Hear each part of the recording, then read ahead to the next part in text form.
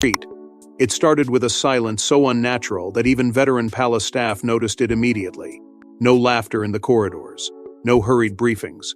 No royal motorcade leaving Clarence House for nearly 12 hours. Then came the image that changed everything: Prince William standing beside Princess Anne outside a private chamber, both visibly devastated after King Charles made a decision no one inside the monarchy expected. And according to palace whispers, that decision may alter the future of the crown forever.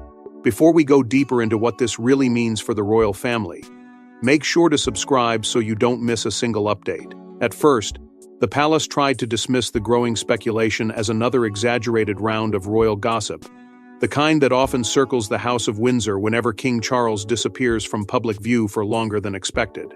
But this time felt different. The atmosphere inside royal circles reportedly became tense almost overnight. Senior aides who normally moved with calm precision were suddenly avoiding questions. Long-established press contacts found their calls unanswered, and according to insiders familiar with the situation, even members of the royal household were left deeply unsettled after Charles summoned what has now been described as one of the most restricted private meetings of his reign. The gathering reportedly took place behind closed doors at Clarence House under extraordinary secrecy. Only a handful of individuals were permitted inside: Prince William, Princess Anne, several senior constitutional advisors, trusted legal officials tied to the crown's long-term planning. No unnecessary staff, no extended royals, no leaks, at least not initially.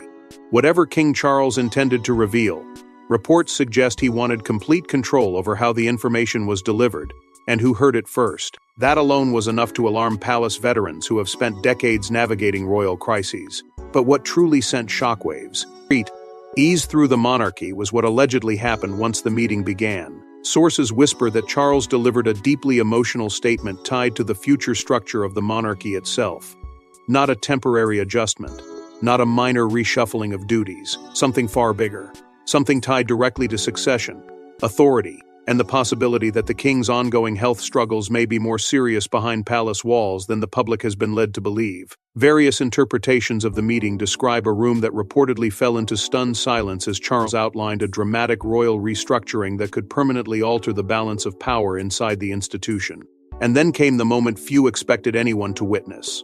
Princess Anne, famously disciplined royal, who built her reputation on emotional control and relentless duty, reportedly struggled to hide her reaction. Those familiar with Anne's decades of service say it is extraordinarily rare to see her visibly shaken. Yet palace whispers claim her composure briefly cracked as the full implications of Charles's decision became clear.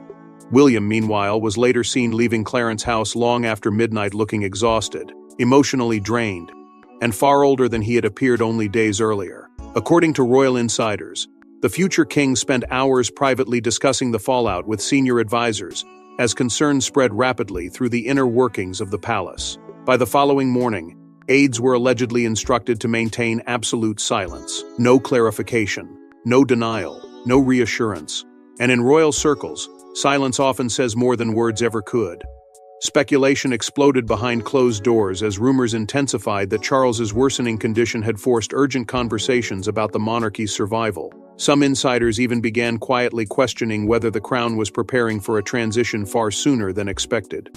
But the deeper truth behind Charles's shocking declaration was not simply about illness, it was about control, legacy, and a secret battle that had been quietly building inside the House of Windsor for years. For months, royal insiders had reportedly noticed subtle but troubling changes in King Charles. The carefully choreographed public appearances, the shortened engagements, the increasing reliance on Princess Anne behind closed doors all pointed toward something far more serious than the palace was willing to admit. But no one expected Charles to suddenly force a decision that would leave even his closest allies stunned into silence. In the days following the extraordinary meeting at Clarence House, the atmosphere surrounding the monarchy reportedly became even more strained. What had once been dismissed as routine adjustments tied to the king's treatment suddenly began looking far more calculated, far more urgent, and far more dangerous for the future stability of the crown. According to palace administrative whisper, Charles had quietly become increasingly dependent on two people above all others: Prince William and Princess Anne, not merely for ceremonial appearances or public reassurance, but for the deeper machinery of monarchy itself. Decisions involving constitutional planning, estate management, royal finances, and long-term succession were allegedly being pushed more frequently into their hands, as Charles struggled to maintain control over a system already under enormous pressure, and insiders claim that pressure was no longer coming solely from outside criticism or public scrutiny. It was growing from within the palace itself. Reports suggest private tensions had been quietly escalating for months over what the monarchy should become after Charles. Some believed the institution needed radical modernization to survive a rapidly changing public mood. Others feared moving too quickly would fracture the very traditions that had kept the crown alive through generations of scandal, betrayal, and crisis. At the center of those competing visions reportedly stood William and Anne, two royals deeply loyal to the monarchy, yet carrying profoundly different instincts about how it must evolve. William, according to various royal correspondents, increasingly favored a streamlined monarchy focused on public trust, transparency, and efficiency. Those close to Kensington Palace whisper that the Prince of Wales understood the danger of appearing disconnected from ordinary people during a period of economic anxiety and political instability across Britain. Anne, however, reportedly viewed certain modernization efforts with deep caution. To her, the monarchy survived precisely because it protected continuity above all else. The institution was not meant to move with public trends. It was meant to outlast them. And as Charles's condition reportedly worsened behind closed doors, those philosophical differences allegedly became harder to contain. Senior palace advisors were said to be growing, increasingly nervous as critical decisions surrounding the future of royal authority remained unresolved. Discussions reportedly intensified over the Duchy of Cornwall, the management of royal estates, long-term constitutional responsibilities, and the balance of influence between senior working royals. Some insiders even began quietly warning that delaying these decisions could create instability not seen since the final years of Queen Elizabeth II's reign. Royal journalists, including figures connected to long-standing palace coverage, started hinting at what one source allegedly described as constitutional-scale transition already unfolding privately behind the scenes. But beneath all the institutional anxiety, there was something even more emotionally devastating pulling King Charles apart. Reports suggest the king became increasingly conflicted between his duty to preserve the crown and his personal loyalty to family members whose relationships had already fractured under years of public pressure.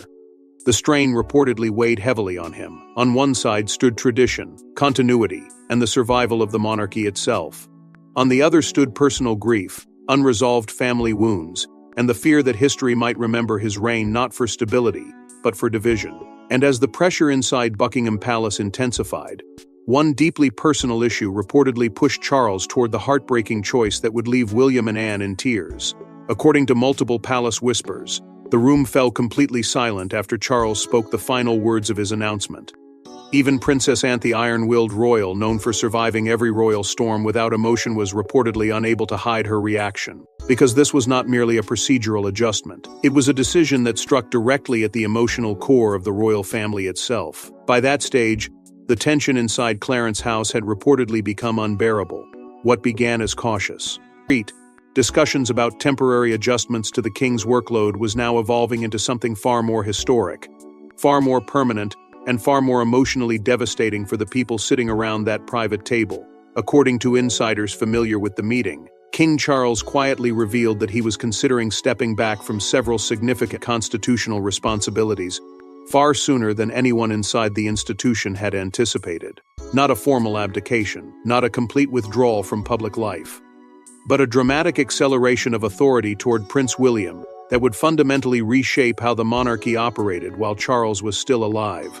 For a brief moment, reports suggest nobody responded. The weight of what had just been proposed reportedly settled over the room with shocking force. This was not simply a father preparing his son for the future. It was a reigning monarch confronting the painful reality that time, illness, and pressure were beginning to move faster than the palace could control. And according to multiple royal sources, it was the emotional implications of that realization, not merely the constitutional consequences, that left William and Anne visibly shaken. Princess Anne, who has spent decades protecting the institution with ruthless discipline and unwavering loyalty, allegedly reacted with immediate concern about what such a transition could unleash both inside and outside the monarchy. Sources whisper that Anne privately warned of instability, confusion and dangerous speculation if the crown appeared uncertain during a period already filled with public anxiety about Charles's health. She reportedly feared that accelerating William's authority too suddenly could trigger internal fractures across royal households, while simultaneously inviting global scrutiny from Commonwealth nations, already questioning the monarchy's long-term direction. But while Anne's concerns focused on protecting the institution, William reported, Teadley faced a far more personal torment. Palace insiders claim the Prince of Wales found himself trapped between two impossible realities. On one side stood duty, the role he had spent his entire life preparing to inherit. On the other stood the painful sight of his father confronting limits no king ever wishes to acknowledge publicly. According to reports emerging from palace circles, William struggled emotionally with the idea of assuming greater authority, while Charles was still fighting to preserve both his health and his reign. Some insiders even claim the conversation between father and son continued privately long after advisors left the room. And those alleged exchanges reportedly became deeply emotional. Various interpretations of the meeting described Charles expressing regret over how much suffering the monarchy had imposed on the people closest to him. Others suggest William reassured his father repeatedly that no decision needed to be rushed, despite the mounting institutional pressure surrounding them. But regardless of what was truly said behind those closed doors, one detail has surfaced consistently from multiple palace whispers. Princess Anne privately described the moment as heartbreaking. For a royal figure so famously resistant to emotion, that single word reportedly stunned even seasoned palace staff. As news of the possible restructuring quietly spread through royal circles, concern rapidly expanded beyond the palace walls. Senior advisors allegedly began discussing how the public would react if Charles appeared unable to fulfill major constitutional duties. Commonwealth officials reportedly started asking cautious questions through diplomatic channels. Even veteran royal correspondents began hinting that Britain could soon witness the most emotionally delicate royal transition since the final years of Queen Elizabeth II. But the emotional devastation inside the palace was only the beginning, because Charles's decision also reopened dangerous royal rivalries many believed had finally gone quiet. The moment Charles's decision began circulating among senior royal households, old divisions reportedly reignited almost instantly. Advisors aligned with different branches of the monarchy began quietly maneuvering for influence, while long-standing tensions between tradition and modernization exploded behind palace doors. And at the center of it all stood William and Anne, united publicly, but carrying very different fears about the future. Within hours of the private discussions at Clarence House, insiders claim the atmosphere across Buckingham Palace, Kensington Palace, and royal administrative offices became deeply fractured. Courtiers who had spent years carefully maintaining stability around the monarchy reportedly found themselves pulled into competing camps almost overnight. Some believed Charles's decision was necessary, even inevitable, given the growing strain surrounding his health and public responsibilities. Others feared the move risked triggering uncertainty at the worst possible moment, especially with international scrutiny already intensifying around the future of the crown. According to palace whispers, quiet succession planning suddenly transformed into something far more political. Senior advisors allegedly began positioning themselves around competing visions of what the monarchy should look like under William's eventual reign. On one side stood traditionalists closely aligned with Princess Anne and members of what insiders often describe as the monarchy's old guard. Their concern was not popularity, it was survival through continuity. They reportedly believed the institution could only endure by preserving the rigid hierarchy, constitutional discipline, and carefully maintained structure that had protected the House of Windsor during decades of crisis. William, however, was increasingly viewed as the face of a different future. Reports suggest the Prince of Wales favored a leaner monarchy with fewer working royals, tighter financial transparency, and a stronger focus on rebuilding public trust after years of scandals and family divisions. Those close to Kensington Palace claim William understood the danger of appearing disconnected from ordinary people during a period of growing economic frustration across Britain. But insiders also whisper that some palace veterans feared his modernization efforts could unintentionally weaken traditions that once gave the monarchy its sense of permanence and authority. And as those competing philosophies collided behind closed doors, anxiety reportedly spread throughout senior royal circles. Courtiers allegedly warned that uncertainty surrounding Charles's role could damage the institution globally, if not managed with extreme precision. Questions intensified over who would ultimately oversee major royal estates, constitutional duties, military affiliations, diplomatic responsibilities, and long-term royal strategy. Discussions surrounding the Duchy of Cornwall, royal funding structures, and the future visibility of certain family members reportedly became especially tense as factions quietly fought to protect their influence within the evolving balance of power. Then came the leaks. Despite extraordinary efforts by palace officials to contain speculation, fragments of information reportedly began reaching royal correspondents and media insiders. First came whispers of emergency succession planning, then reports suggesting Charles was considering stepping back from key constitutional responsibilities. Soon afterward, commentators began openly comparing the situation to the deeply fragile final years of Queen Elizabeth II's reign, when concerns over continuity and stability quietly dominated palace operations behind carefully managed public appearances. The comparisons reportedly alarmed senior officials who feared the monarchy was losing control of the narrative far faster than anticipated. But the most dangerous course. The consequence of the leaks was not merely public speculation. It was the reopening of old rivalries many believed had finally faded into the background. Long-standing tensions surrounding Harry and Meghan, questions about public loyalty toward the monarchy, and unresolved divisions between competing royal households reportedly began resurfacing behind the scenes. Some insiders even feared that any visible weakness from Charles could invite renewed pressure from figures already estranged from the institution.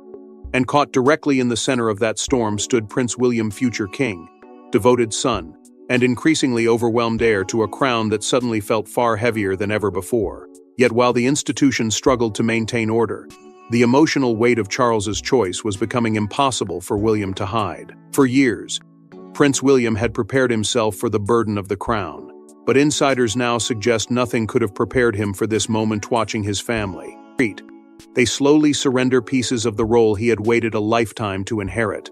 And according to reports, one private exchange between William and Charles left palace staff deeply shaken. Behind the carefully controlled public appearances and restrained royal statements, palace whispers suggest Prince William was beginning to feel the full emotional weight of a future arriving far faster than anyone had anticipated. For most of his life, the role of king existed somewhere in the distance, inevitable, enormous, but still separated from him by the enduring presence of first Queen Elizabeth II, and then King Charles himself. But now, according to insiders, that distance was collapsing with frightening speed. The constitutional discussions, the emergency planning, the growing transfer of responsibility. What had once felt theoretical was suddenly becoming painfully real. Sources close to Kensington Palace claim William became increasingly overwhelmed by how quickly events were unfolding behind closed doors.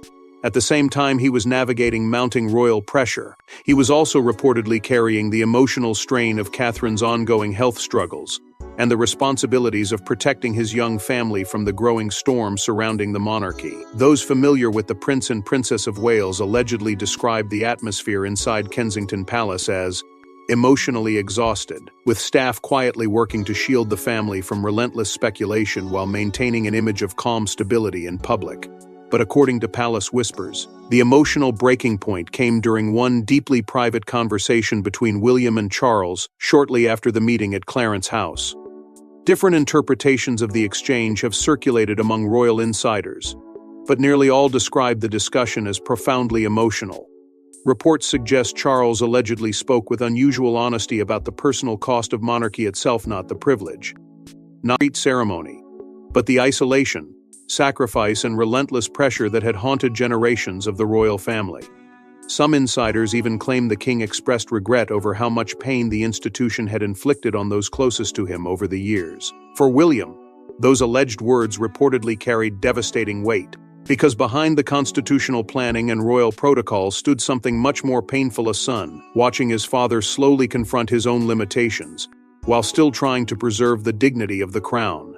Palace staff reportedly noticed a visible change in William afterward. He appeared more serious, more guarded, more aware that the role awaiting him might arrive under circumstances far more tragic than triumphant. According to sources familiar with the situation, it was during this period that William quietly began realizing his reign may begin far sooner than he had emotionally prepared for.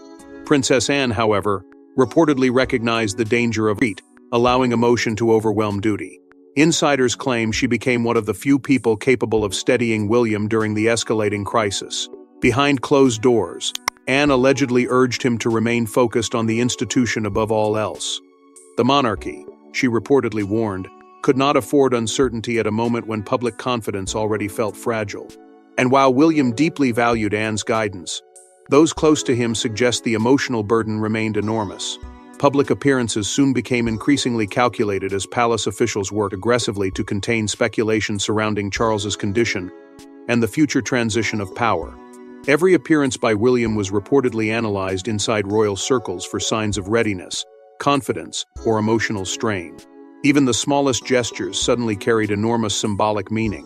And beneath it all, insiders claim William understood something terrifying: the monarchy was no longer quietly preparing for a distant future. It was preparing for him now. But while William struggled with the emotional reality of the transition, Princess Anne was already preparing for what she believed must happen next. If William represented the emotional future of the monarchy, Princess Anne represented its unbreakable spine.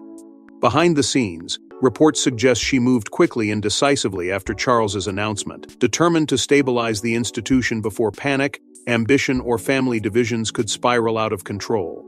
But even Anne could not entirely conceal the heartbreak this moment carried.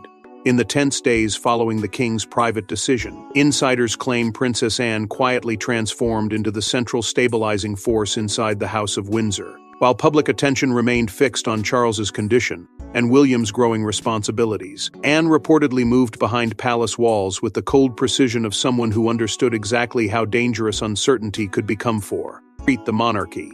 According to sources familiar with senior royal operations, she immediately began coordinating private discussions with constitutional advisors, household officials, and long-trusted palace administrators in an effort to prevent internal instability from spreading further.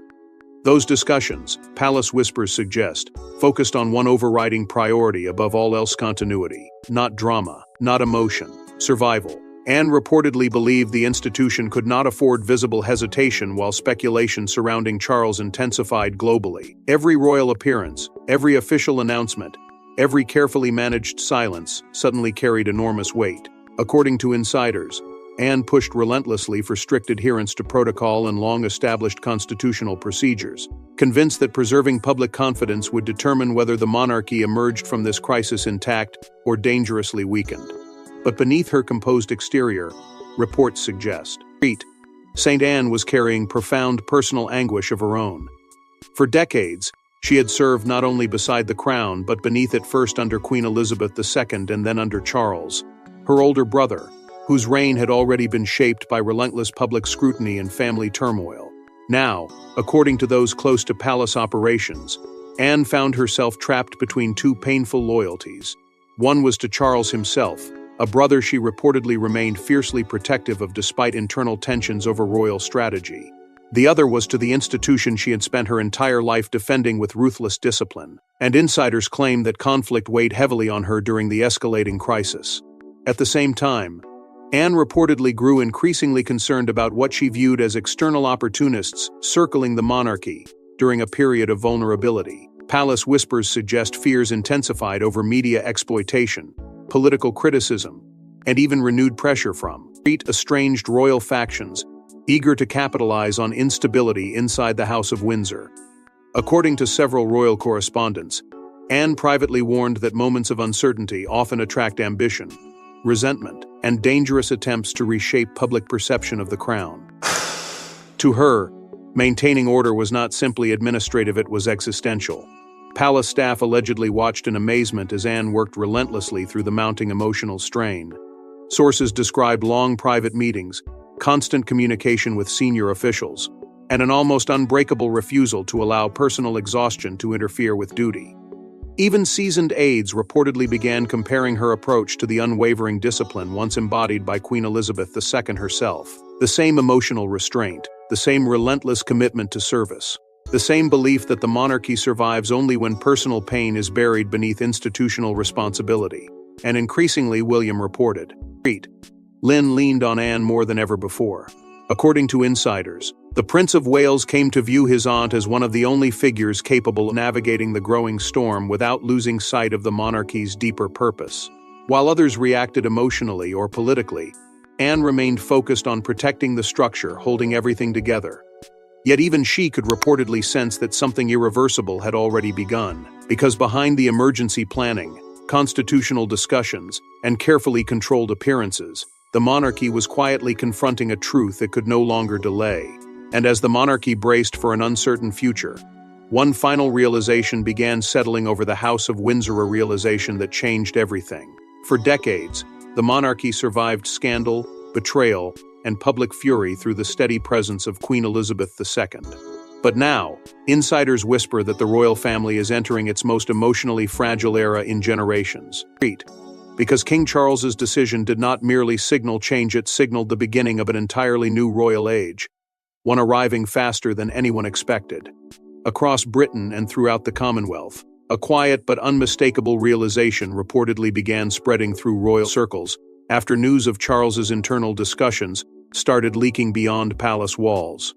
The monarchy was no longer cautiously preparing for a distant transition someday in the future. According to insiders, it had already entered the early stages of the William era, and for many inside the institution, that realization carried both hope and fear in equal measure. For years, King Charles had existed in the long shadow of Queen Elizabeth II, inheriting a crown shaped by her extraordinary discipline, endurance, and emotional restraint. Even critics of the monarchy often acknowledged that her presence alone had acted as a stabilizing force through decades of political turbulence, family scandals, and public anger.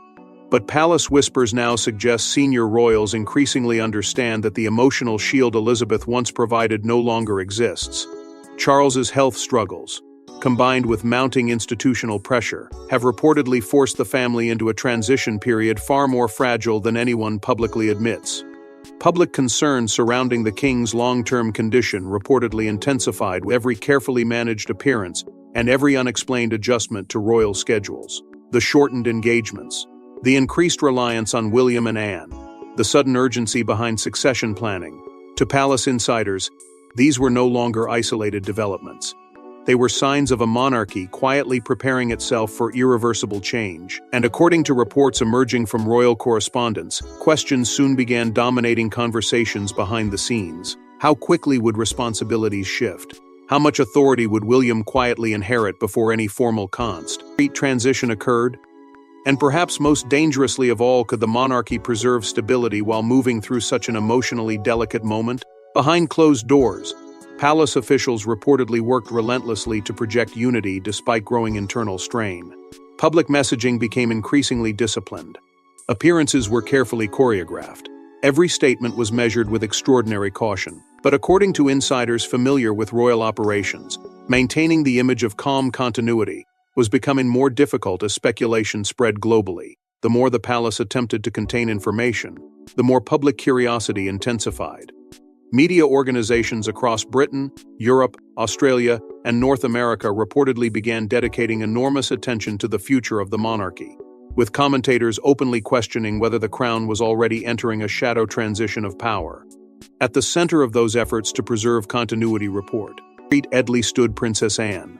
Sources claim Anne became deeply determined to protect what she viewed as Queen Elizabeth II's institutional vision for the monarchy, a crown built not on popularity or personality, but on endurance, duty, and disciplined service above all else. To Anne, according to palace whispers, the greatest danger was allowing emotion, panic, or external pressure to destabilize the institution during one of its most vulnerable modern chapters. But William's challenge appeared far more complicated. Insiders suggest he increasingly understood that his future reign would demand a delicate balancing act unlike anything faced by previous monarchs. He would need to modernize enough to rebuild public trust, yet preserve enough tradition to maintain the monarchy's authority and symbolic permanence. Too much change could fracture the institution. Too little could leave it dangerously disconnected from the public mood. And all the while, he was reportedly confronting the painful oceanic reality that his father's reign may not unfold the way either of them once imagined. As secrecy fueled even greater speculation, the atmosphere surrounding the royal family reportedly became heavier with each passing week. Every appearance was scrutinized, every silence dissected, every private meeting interpreted as evidence of something larger unfolding behind the palace gates. But behind all the strategy, protocol, and royal planning remained one painful truth the family could no longer avoid. In the end, it was not the politics, the titles, or even the succession plans that broke Prince William and Princess Anne emotionally. It was the realization that King Charles, despite a lifetime preparing for the throne, had finally been forced to confront the limits of both power and time. And inside the palace, many now believe that heartbreaking realization is what truly brought tears to the eyes of the future king and the monarchy's strongest guardian.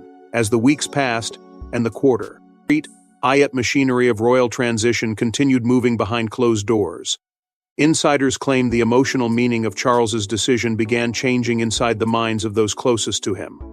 What initially appeared to be a strategic constitutional adjustment was now increasingly viewed as something far more painful and deeply human. According to palace whispers, Charles's willingness to surrender portions of his authority was no longer seen simply as a response to mounting pressure or public speculation. It was being reframed as both a personal sacrifice and an institutional necessity. A king, placing the survival of the monarchy above his own desire to continue carrying the full weight of the crown.